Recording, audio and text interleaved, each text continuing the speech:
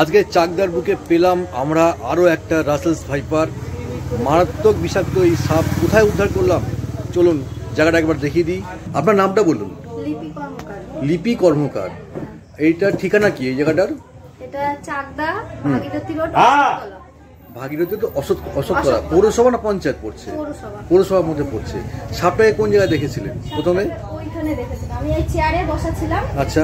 ওই নিচটা ওখান দিয়ে আমি দেখতে পেয়েছি, মানে লেজটা। আচ্ছা।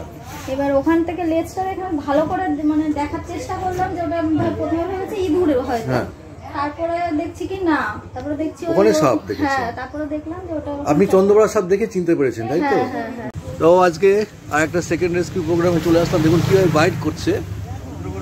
বাংলার এই মুহূর্তে চরম বিষাক্ত সাপ, একদম রাসেলস ভাইপার, বিষাক্ত চরম বিষ। এক ছবলে ছবি, কামড়ালে কিন্তু একদম যেখানে কামড়াবে কিভাবে দেখে, যেখানে কামড়াবে সেখানে কেবল পচে যাবে, একদম ঠিক।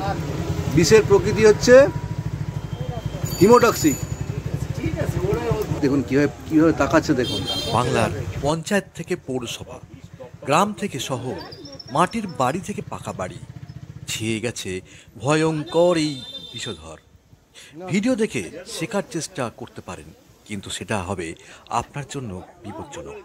যথেষ্ট প্রশিক্ষণ ছাড়া যে কোনো রকমের বিষধর সাপ রেস্কিউ আপনাকে ফেলতে পারে বিপদে।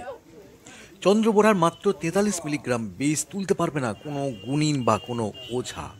একমাত্র সমাধান, সময় বিলম্ব না করে নিকটবর্তী ব্লক বা রুরাল বা স্টেট জেনারেল বা সাব ডিভিশন বা জেলা সদর হসপিটালে রোগীকে নিয়ে অবশ্যই পৌঁছতে হবে।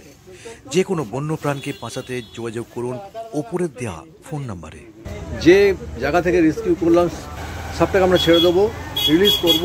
কোথায় কি করব সেই জায়গায় গিয়ে পৌঁছে আপনার সঙ্গে আবার দেখাচ্ছি। রিলিজ স্পট, এখানে আমরা ছাড়বো আজকের এই রাসেলস ভাইপারকে। তো চলুন রিলিজ করার দৃশ্যটা আপনাদের সঙ্গে শেয়ার করে নিচ্ছি। নামো, তুলে নেবো।